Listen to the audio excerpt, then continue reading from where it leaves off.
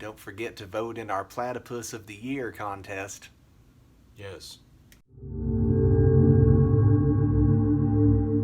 All right, hey, it's the first week of the month. I was going to do this video last week. Things didn't work out. And so I'm here. Well, we're doing an interview this week. This is Pants Talk, folks. With me is my brother. This is Jim Broyles, folks. He says hi. So we're going to talk to him about some of the things that he does and some other potentially relevant matters. So Jim is an actor in Philadelphia. Do you know exactly how many shows you've been in? About 25. 25. Maybe more now, but I'm not sure. Okay. Any favorites in particular? Oh yes.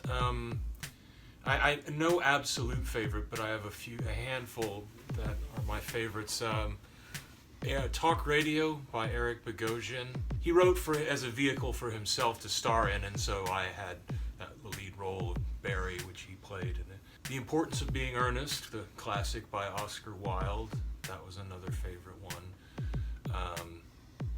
The most recent one, actually, that I did was called Spinning into Butter. It was actually Rebecca Gilman. I'm going to die if I got that name wrong, but I believe that's the playwright.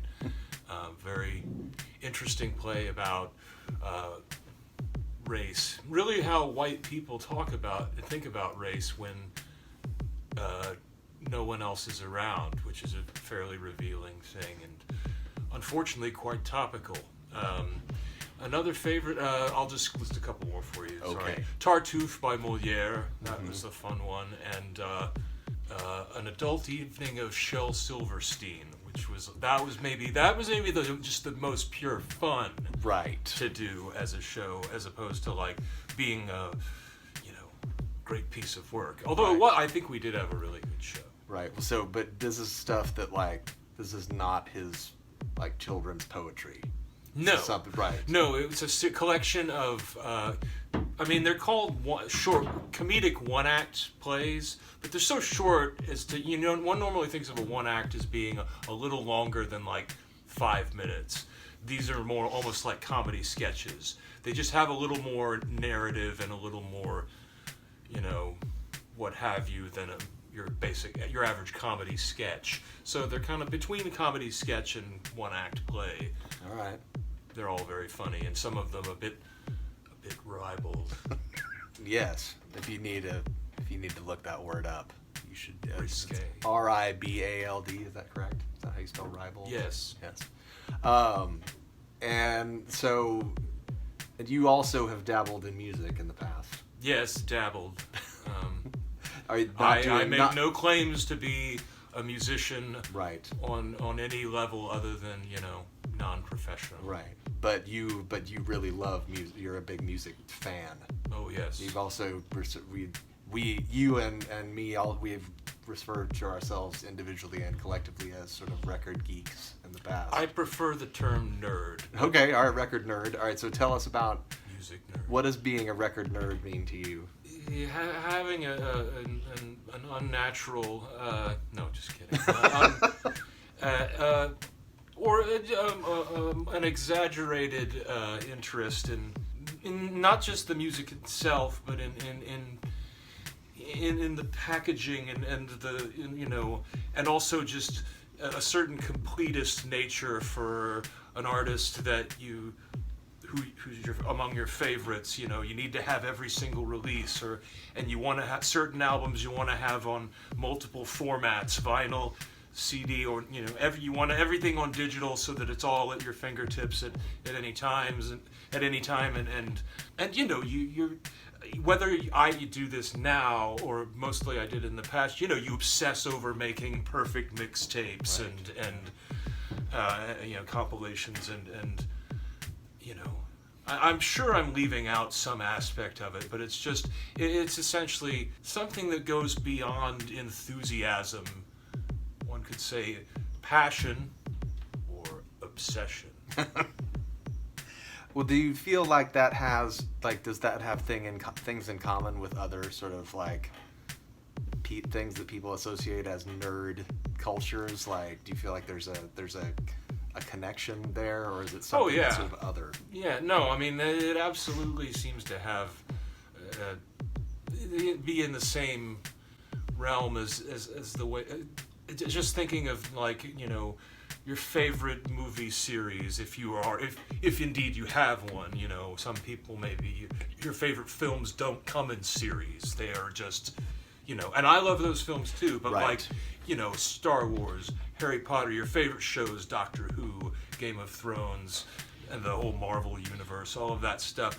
People can get pretty obsessive over those things, not just and passionate about them, and also so engrossed that, you know, you want to go beyond whatever it is. You know, if it's rooted in movies, you might want to read the books, the comic books. Right, yeah. It's just make it an immersive thing. Can you list 5 favorite albums? They don't have to be your favorite ones of all time. Oh, okay. Revolver by the Beatles. Mm-hmm. The Laws by the Laws. Beggar's Banquet by the Rolling Stones. The Village Green Preservation Society by the Kinks. That's 4, right? Yes. Okay. Blood on the Tracks by Bob Dylan. I mean, there's not from this century. But no, it's not. But I mean, this is just like that bit in High Fidelity when, you know, this is a guy who obsesses over top 5s and his favorite records of all time. But when actually put under the gun to pick them, suddenly you can't think. You're like, I'm all like, oh, it's staring back at me. And time is passing. It was like, 5 albums. There's way more than I could have said, but I didn't. Sure.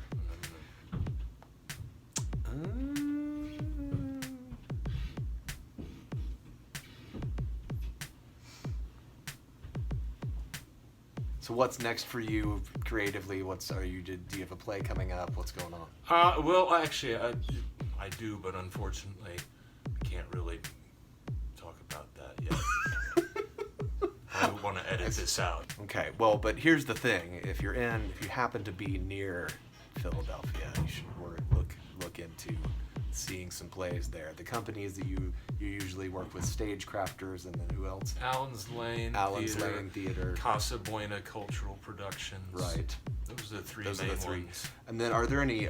You've done a couple of little short films, or any films that you've been available to watch online? Not well. So far, I believe there's only a couple that are available online. Casa Buena Cultural Productions has a YouTube channel. Oh, okay. But after this weekend, there'll be there'll be 5 more released. Same channel? Yeah. Okay. Because I'll put a link to it in the description. This is actually the next actual thing that's happening, which is this Friday. Friday, June 7th, and Saturday, June 8th, at Allen's Lane Theater in Philadelphia. There will be a screening of 5 short films. I'm in 3 of them, and 5 one-act plays, which I will be doing a voiceover acting in just one of those, but not on stage for this one. Okay.